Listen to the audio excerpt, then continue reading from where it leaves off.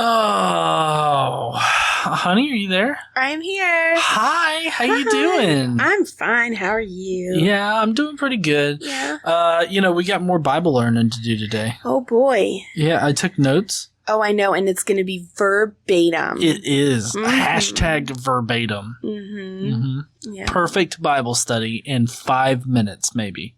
Yeah? Yeah. Okay. Yeah. Okay, let's see. I'm ready. All right, as you guys remember, Opie died from last time because fuck him, right? Jerry's still king of Israel, and then this guy named Ass Man, he became king and calmed Judah's tits. Meanwhile, Jerry in Israel is sitting like a hooker in the church rectory. Jerry's son, Imgonnadab, I'm gonna dab. Yes, I'm gonna dab. Took over as king and then dabbed on the bitches. Why did He lasted 2 years. Imgonnadab take over? Oh, because Jerry kicked it. He died. Okay.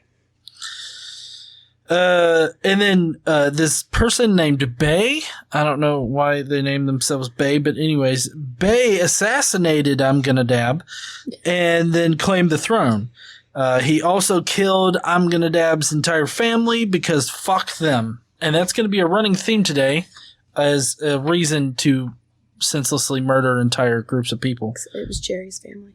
Well, it was Jerry's family, and fuck them. That's why. Anyways, Bay sinned like a whore in the church choir, too. Now in Judah, Ass Man went to war with some Cush over lost drug money. Bet you guys didn't know that about the Bible.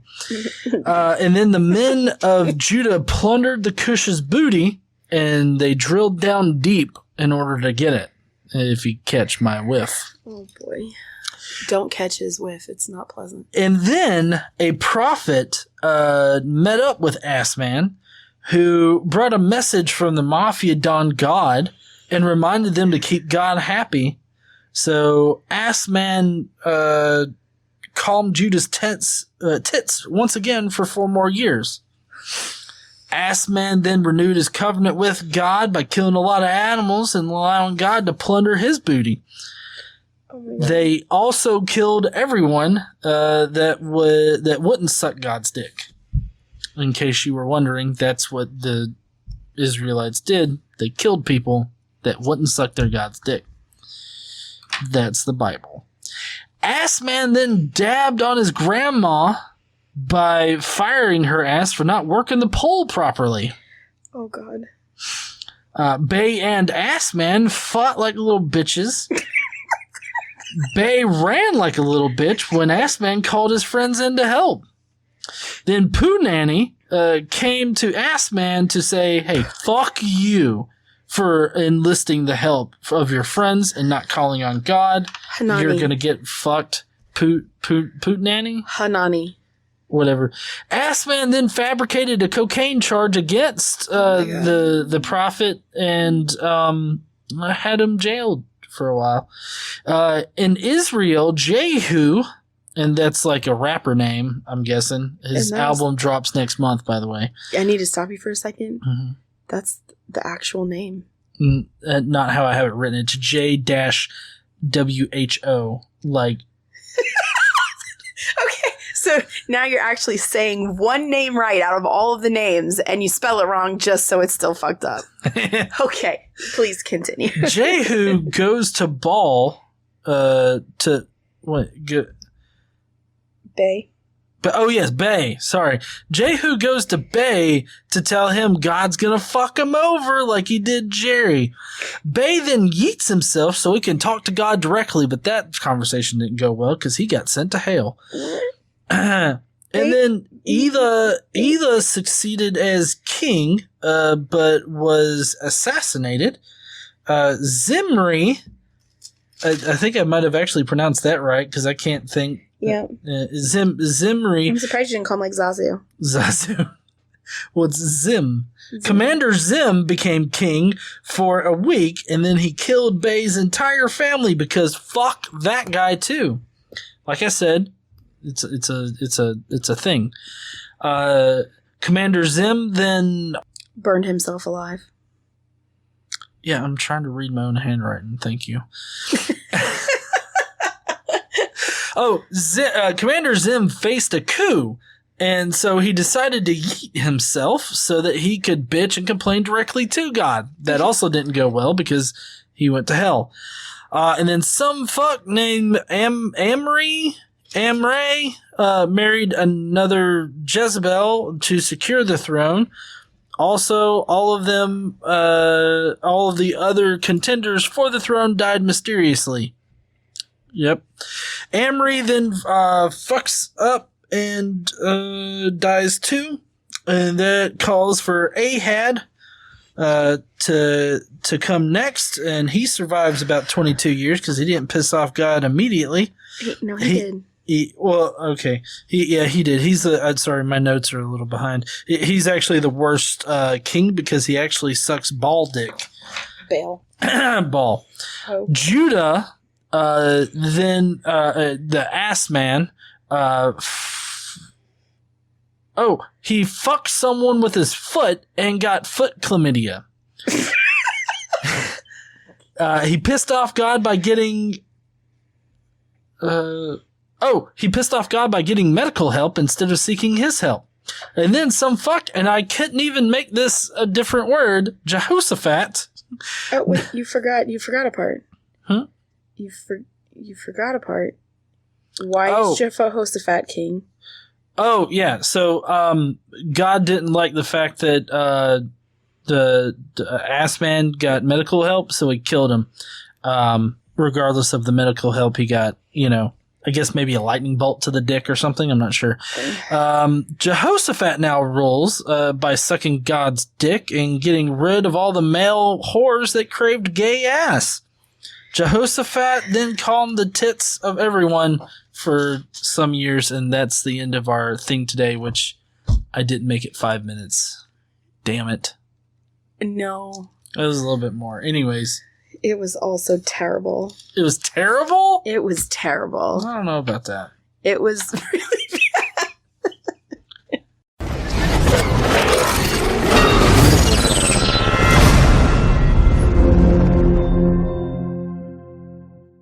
What's up, heathens? How y'all doing? So apparently I got shit wrong, and now Casey's gonna have to come back through and correct my shit. So I will let Casey take it away.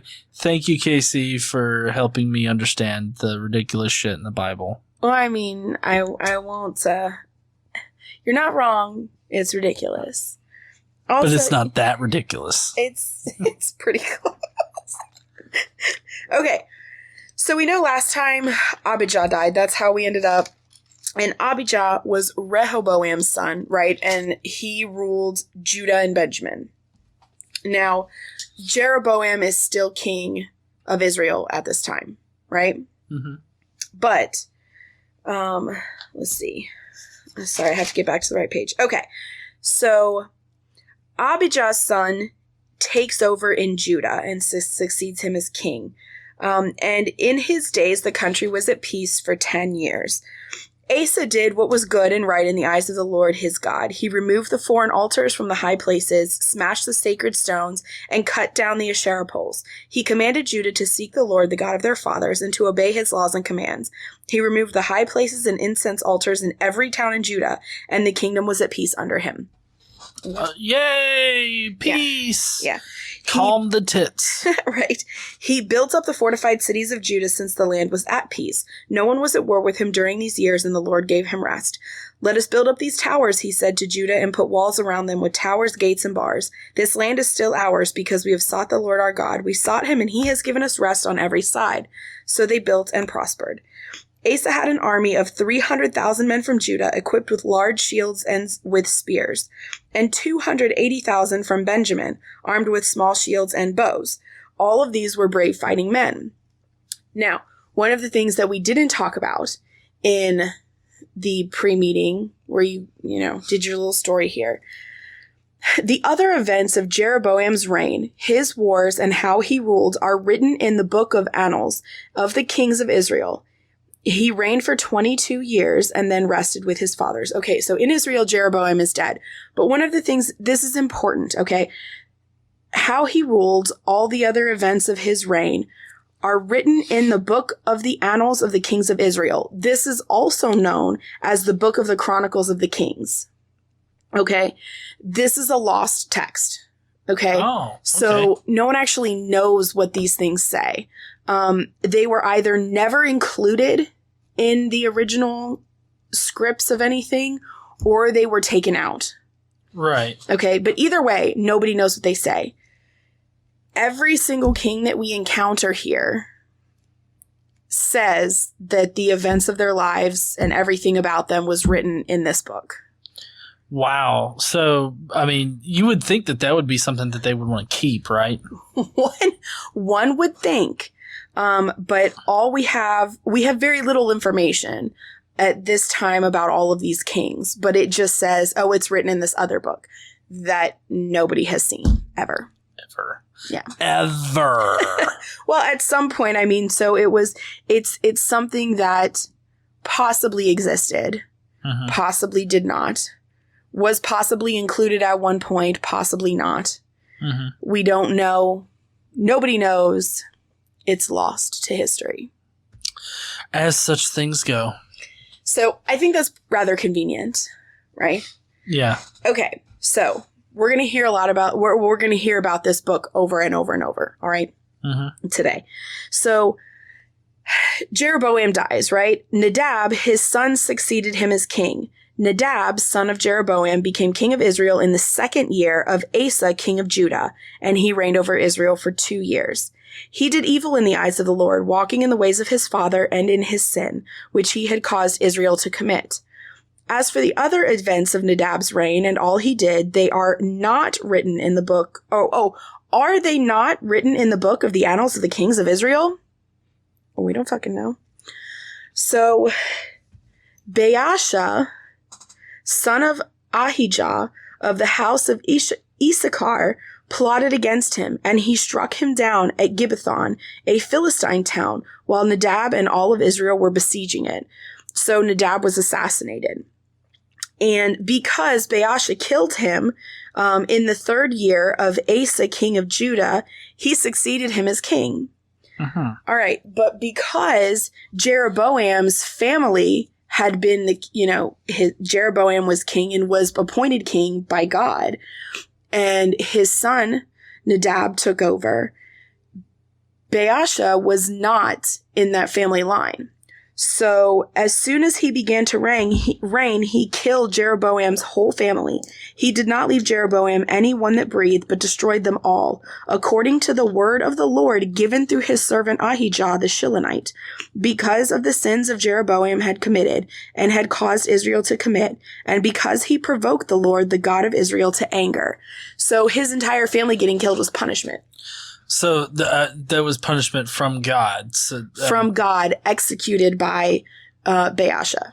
Yeah, but I mean, Baasha, he dabs on God anyways, well, too. We're going to get to that. Right. Okay, so in the 3rd year of Asa, king of Judah, Baasha, son of Ahijah, became king of all of Israel in Tirzah.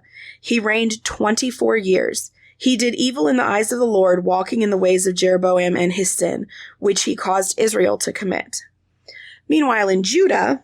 I guess his sin would be sucking that ball dick, right? Well, we're gonna get to the stuff that happens in Israel right now, where we're gonna talk about Judah. We're going back to Judah right now. Oh, fast forward to Judah. Well, not fast forward, just. Well, I meant. Anyways, go ahead. Yeah, we're going to the other place. Okay, so we're gonna go back and forth between Judah and Israel. Okay, Yep. So now. Meanwhile, in Judah, are you going to do your meanwhile? Meanwhile, in Judah, Zerah the Cushite marched out against them in a vast army and 300 chariots, and came as far as Mareshah. Asa went out to meet him, and they took up battle positions in the valley of Zephathah near Mareshah. Then Asa called to the Lord his God and said, Lord, there is no one like you to help the powerless against the mighty. Help us, O Lord our God, for we rely on you, and in your name we have come against this vast army. O Lord, you are our God. Do not let man prevail against you. So again, the same theme of we're the underdogs. Don't let these big, bad, mighty people overcome us. Help us, right? Mm-hmm. And that's a common theme here. So the Lord struck down the Cushites before Asa and Judah. The Cushites fled, and Asa and his army pursued them as far as Gerar. Such a great number of Cushites fell that they could not recover. They were crushed before the Lord and his forces. The men of Judah carried off a large amount of plunder. They destroyed all the villages around Gerar, for the terror of the Lord had fallen upon them. They plundered all these villages, since there was much booty there. So just in case you guys are wondering, plunder and booty are types of strains from their particular village of marijuana, right? No. The Cushite. Oh, okay. Never mind. Right. This is my time. Oh, shit. They also attacked the camps of the herdsmen and carried off droves of sheep and goats and camels. And then they returned to Jerusalem. So the Spirit of God came upon Azariah, son of Oded. The Spirit of God came upon him? It did. Mm-hmm. Oh, I wonder if he rubbed it in good. Anyway, he went out to meet Asa and said to him, "Listen to me, Asa, and all Judah and Benjamin. The Lord is with you when you are with him. If you seek him, he will be found by you. But if you forsake him, he will forsake you. For a long time Israel was without the true God, without a priest to teach, and without the law. But in their distress they turned to the Lord, the God of Israel, and sought him, and he was found by them. In those days it was not safe to travel about, for all inhabitants of the lands were in great turmoil. One nation was being crushed by another, and one city by another, because God was troubling them with every kind of distress. But as for you, be strong and do not give up, for your work will be rewarded." Okay? So, when Asa heard these words and the prophecy of Azariah, son of Oded, the prophet, he took courage. He removed the detestable idols from the whole land of Judah and Benjamin, and from the towns he had captured in the hills of Ephraim. He repaired the altar of the Lord that was in front of the portico of the Lord's temple. Although he did not remove the high places from Israel, Asa's heart was fully committed to the Lord all his life. He brought into the temple of God the silver and gold and the articles that he and his father had dedicated.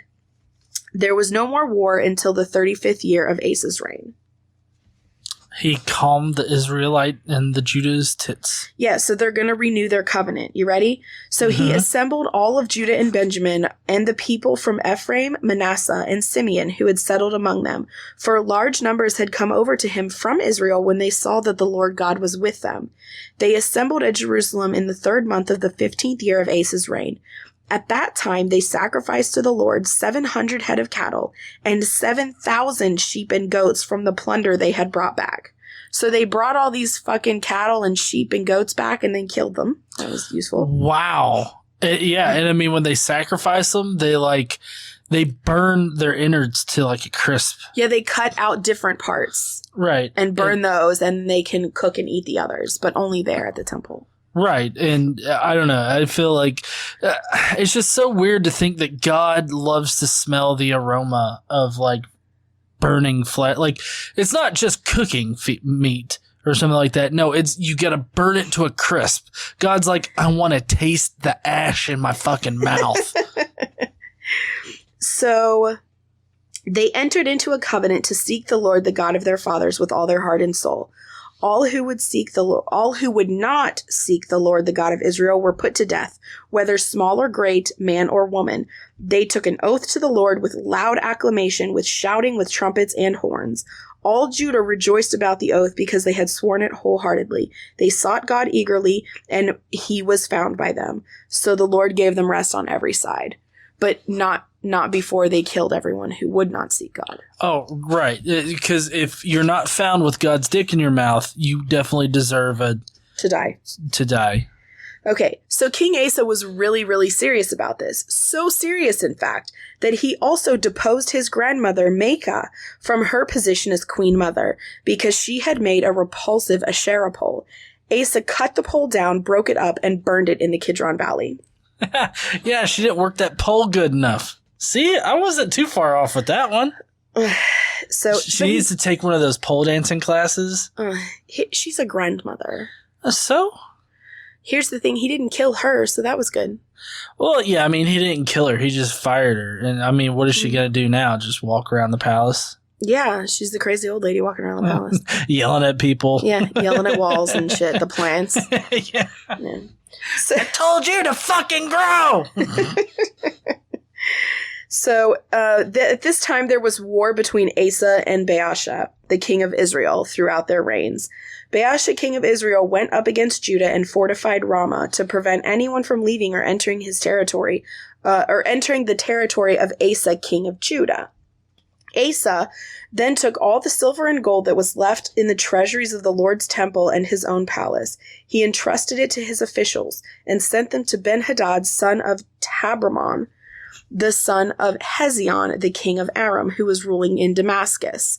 Let there be a treaty between me and you, he said, as there was between my father and your father. See, I am sending you the gift of silver and gold. Now break your treaty with Baasha, king of Israel, so he will withdraw from me. Ben-Hadad agreed with King Asa and sent the commanders and forces against the towns of Israel. He conquered Ijon, Dan, Abel, Beth-Maachah, and all the Kinnereth, in addition to Naphtali. When Baasha heard this, he stopped building Ramah and withdrew to Tirzah. So he took, this is important, Asa took all of the silver and gold out of the temple and gave it to a king of another land who did not worship God. That is going to piss God off. God saw that happen and was like, I'm about to fuck you up, buddy. Okay. So then King Asa issued an order to all Judah. No one was exempt, and they carried away from Ramah the stones and timber Baasha had been using there. With them, King Asa built up Geba in Benjamin and also Mizpah. At that time, Hanani, the seer, came to Asa, king of Judah, and said to him, because you relied on the king of Aram and not on the Lord your God, the army of the king of Aram has escaped your hand. Were not the Cushites and Libyans a mighty army with great numbers of chariots and horsemen? Yet when you relied on the Lord, he delivered them into your hand. For the eyes of the Lord range throughout the earth to strengthen those whose hearts are fully committed to him. You have done a foolish thing, and from now on you will be at war. So he's being punished by God for making a treaty with a worldly king instead of with him. Right. I mean, he should have just prayed to God and hoped that it all came out okay. Yes. That's exactly what he should have done, according to this. So, honestly, if this were the case, like if God is the one that is responsible for it, like, why isn't there just like one fucking Neo kind of person? Oh, I know they don't need hundreds of thousands of men. Right. They just need one guy. They just need the king to walk up and be like, God, yo, man, do your thing. And like they don't need men. So no, I mean God could have came on him, magically turned him into like some kind of super soldier, ninja fighting man. Yeah, and went in there and then killed the fucking all of them. And I mean, God could have done that, or he could have just right. He could have just snapped his fingers and boom, exploded all their anuses. But God chose not to do that. Very horrible thing to say. Damn. So, can you imagine that you're standing there, you're ready to fight these people, and then all of a sudden their butts explode? And God's like, I told you I had it, guys.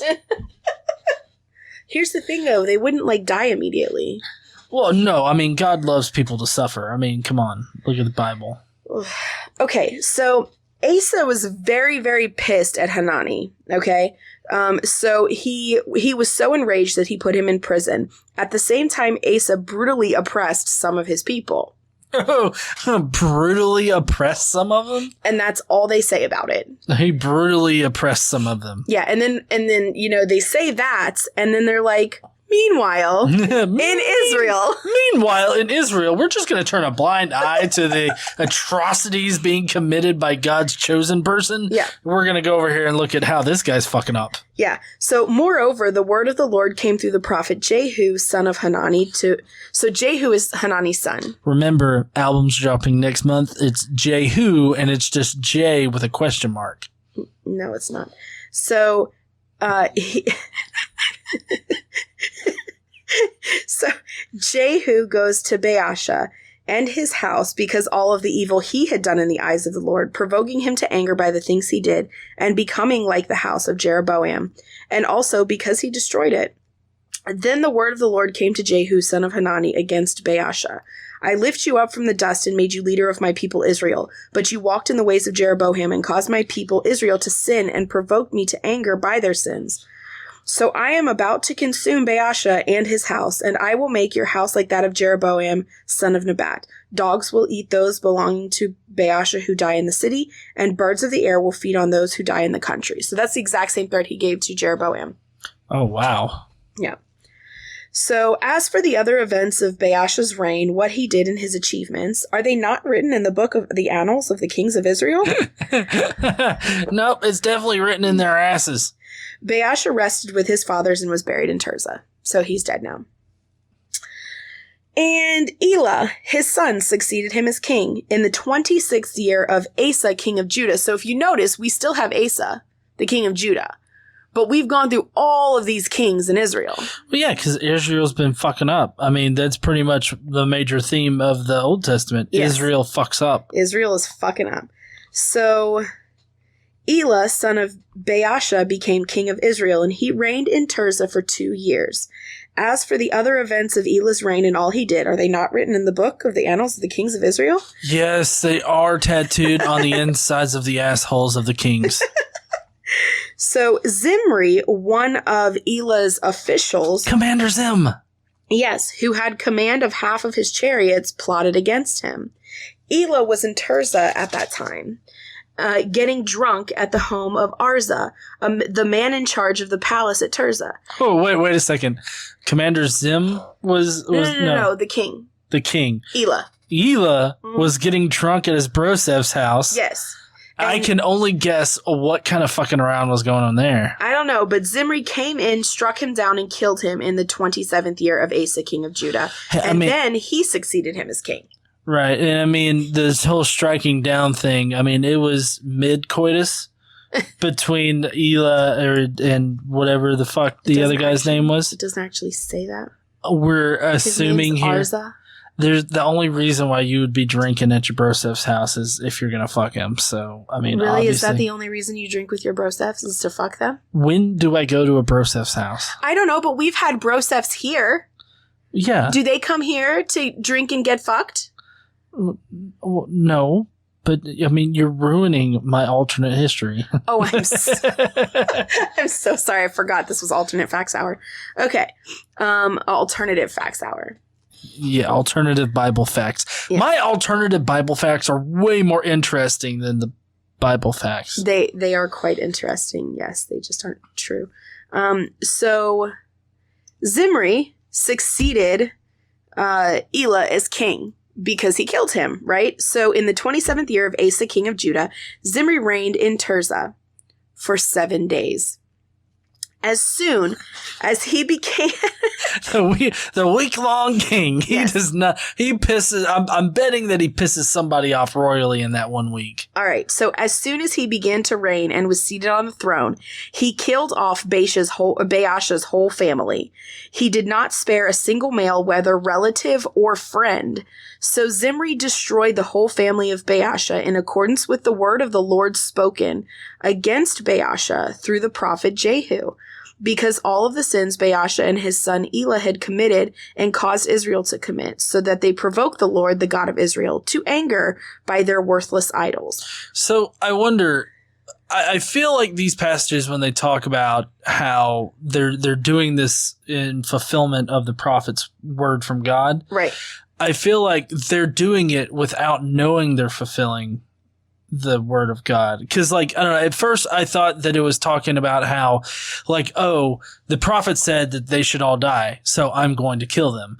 But I feel like it's more that it's just like, that's just what happened, and that is what God prophesies through the prophet.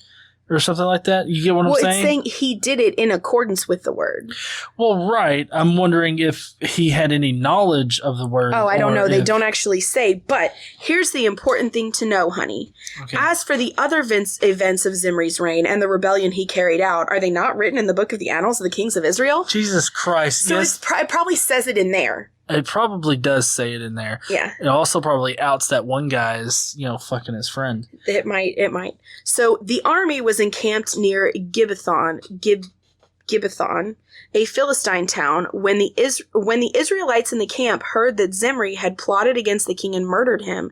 They proclaimed Amree, the commander of the army, king over Israel that very day there in the camp. Then Amree and all the Israelites with him withdrew from Gibbethon and laid siege to Tirzah, which is their capital city. When Zimri saw that the city was taken, he went into the citadel of the royal palace and set the palace on fire around him. So he died, because of the sins he had committed, doing evil in the eyes of the Lord and walking in the ways of Jeroboam and the sin he had committed and had caused Israel to commit. Huh. So now Zimri's dead. Yay. Yay, Commander Zim is dead. All right, so now we have... I mean, he did kill that one guy mid-coitus, so... You keep saying that. That doesn't make it true. You also can't prove it wrong. I can't, you're right. So, the people of Israel right now are split into two factions. Half supported Tibni, son of Ginath, for king, who is like a random person that we don't know about yet. And the other half supported Amree. Well, so Amree did something interesting. You ready? He not only considered it trivial to commit the sins of Jeroboam, son of Nebat, but he also married Jezebel, daughter of Ethbaal, king of the Sidonians. Okay? But Amree's followers proved stronger than those of Tibni, son of Ginath. So Tibni died, and Amree became king. We don't know how Tibni died. Doesn't say anything else, but it's important. It's mysterious. In the 31st year of Asa, king of Judah, Amree became king of Israel, and he reigned for 12 years, 6 of them in Tirzah. He bought the hill of Samaria from Shemer for 2 talents of silver and built a city on the hill, calling it Samaria, after Shemer, the name of the former owner of the hill. But Amree, just like everybody else, did evil in the eyes of the Lord and sinned more than all of those before him. Oh, wow. He walked in all the ways of Jeroboam, son of Nebat, and in his sin, which he had caused Israel to commit, so that they provoked the Lord, the God of Israel, to anger by their worthless idols. As for the other events of Amree's reign, what he did and the things he achieved, are they not written in the book of the annals of the kings of Israel? I'm going to name this episode The Annals of the Kings of Israel. Yeah. Amree rested with his fathers and was buried in Samaria. And Ahab, his son, succeeded him as king. Like Ahab with the white whale? I mean, is that... I thought that was like something that was written by like an author closer to our time. It's a different dude. Oh, okay. Okay. In the 38th year of Asa, king of Judah, Ahab, son of Amree, became king of Israel, and he reigned in Samaria over Israel 22 years. I wonder if he did any whaling at that point in time. There was never a man like Ahab who sold himself to do evil in the eyes of the Lord. Urged on by Jezebel, his wife, he behaved in the vilest manner by going after idols. Like the Amorites, the Lord drove out before Israel. Ahab began to serve Baal and worship him. He set up an altar for Baal in the temple of Baal that he built in Samaria. Ahab also made an Asherah pole and did more to provoke the Lord, the God of Israel, to anger him than did all of the kings of Israel before him. I'm imagining a meme. Do you know that meme where it's got like, it's a puppet and he's like looking around and then he looks away? You know which one I'm talking about? No? I'll have to see if I can bring it up. Anyways, there's this meme where it's like, it's like a nervous guy and he's just like kind of looking around like, should I say something? No? Yes? And I feel like that's the situation with like the Jews or no, the Israelites right now. Cause like Ahab's like, it's fine. Yeah, go ahead. Set up a ball thing and Baal. Baal ball. Set it up. Suck that dick. I don't really care. I mean, we'll, obviously we'll worship it. It'll be fine. All the Jews are sitting there like, do we tell them that it's not going to be fine? Because they don't tell him. They decide not to tell him, but it's kind of like, well, I mean, we've done this before several times. I don't know if this is going to turn out good. So this is kind of unrelated, but in Ahab's time, Hiel of Bethel rebuilt Jericho. He laid its foundations at the cost of his firstborn son, Abiram, and set up his gates at the cost of his youngest son, Segub, in accordance with the word the Lord had spoken by Joshua, son of Nun. So... Joshua, son of Nun? Nun. Like nobody? N-U-N. Oh, of a nun. Oh, no, not a nun. Son of Nun. Oh. Nun is a person. Oh. Were they like the first person to start the nunnery? No. Okay. Meanwhile, in Judah. Meanwhile, in Judah. In the 39th year of his reign, Asa was afflicted with a disease in his feet. Though the foot chlamydia. Yes. Though his disease was severe, even in his illness, he did not seek help from the Lord, but only from physicians. Ah, fuck. That's where it gets you.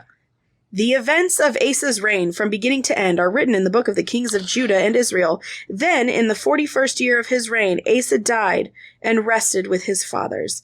They buried him in the tomb that he had cut out for himself in the city of David. They laid him on a bier covered with spices and various blended perfumes, and they made a huge fire in his honor. Now, this book is called The Annals of the Kings of Israel. It's called The Annals, A-N-N-A-L-S. Sorry, I wrote it wrong. I am sure that you did. I am sure you did. Hold on, let's see. Let me get back to... Okay.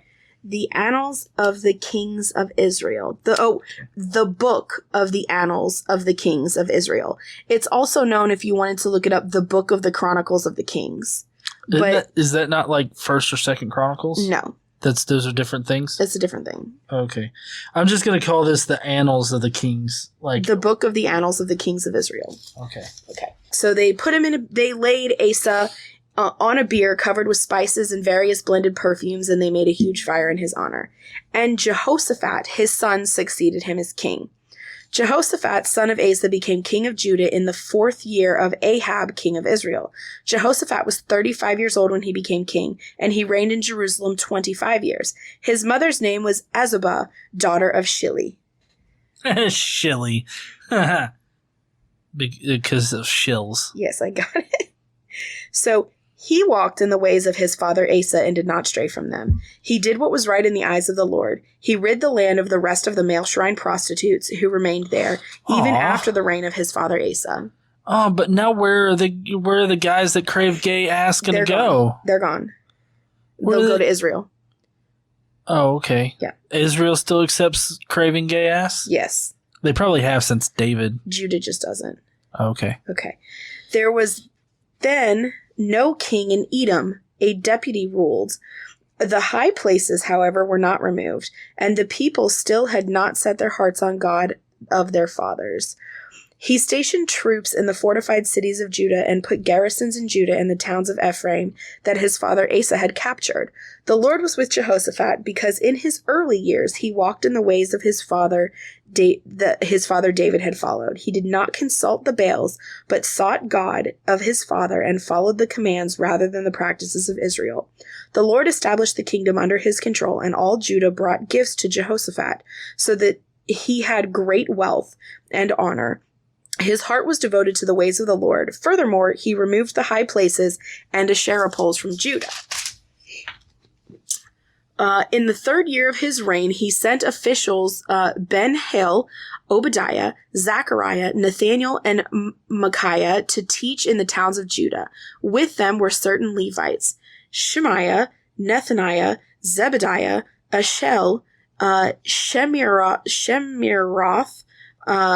Shemiramoth, Jehonathan, Adonijah, Tobijah, and Tob-Adonijah, and the priests Elishama and Jehoram. I feel like at one point they just decided to name their kid Toe. I don't know. Tob. Tob Adonijah. Tob Adonijah. Yeah. Let's just name them after a big toe. I call that one Tob. They taught throughout Judah, taking with them the book of the law of the Lord. They went around to all the towns of Judah and taught the people. The fear of the Lord fell on all the kingdoms of the land surrounding Judah, so they did not make war with Jehoshaphat. Some Philistines brought Jehoshaphat gifts of silver as a tribute, and the Arabs brought him flocks, 7,700 rams and 7,700 goats. Jehoshaphat became more and more powerful. He built forts and store cities in Judah and had large supplies in the towns of Judah. Now Jehoshaphat had great wealth and honor. He also kept experienced fighting men in Jerusalem. Their enrollment by families was as follows. From Judah, commanders of units of 1,000. Adnah, the commander, with 300,000 fighting men. Next, Jehohanan,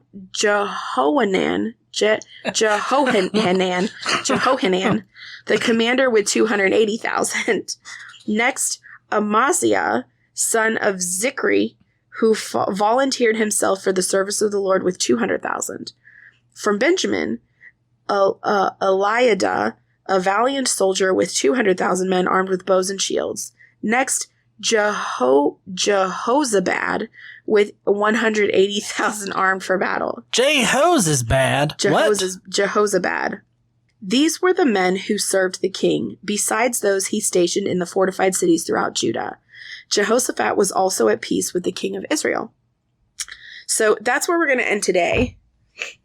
Oh, okay. Okay, we've got... With Jehoshaphat. Jehoshaphat is king of Judah and Benjamin. And who is the king? I forget who's the king of... Ahab.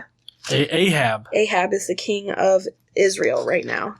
Sorry, I went through so many kings, I forgot who is king right now. Yeah, I mean, there was one guy that only lasted a week, so I mean, fucking, we've been going through kings like they were, I don't know, Kit Kats or something.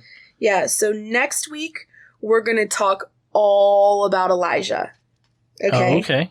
Yeah. So we're like the prophet Elijah. Mm-hmm. Interesting. Yes. There's a lot of links between Elijah and Jesus and John the Baptist. Yeah. So next week, we're going to talk a lot about Elijah the prophet. We're going to talk about his connections. We're going to talk about him and some of the people he meets, his mission.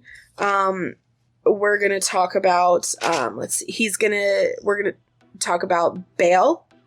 We're going to talk about Jezebel. We're going to talk about all kinds of shit in regards to Elijah.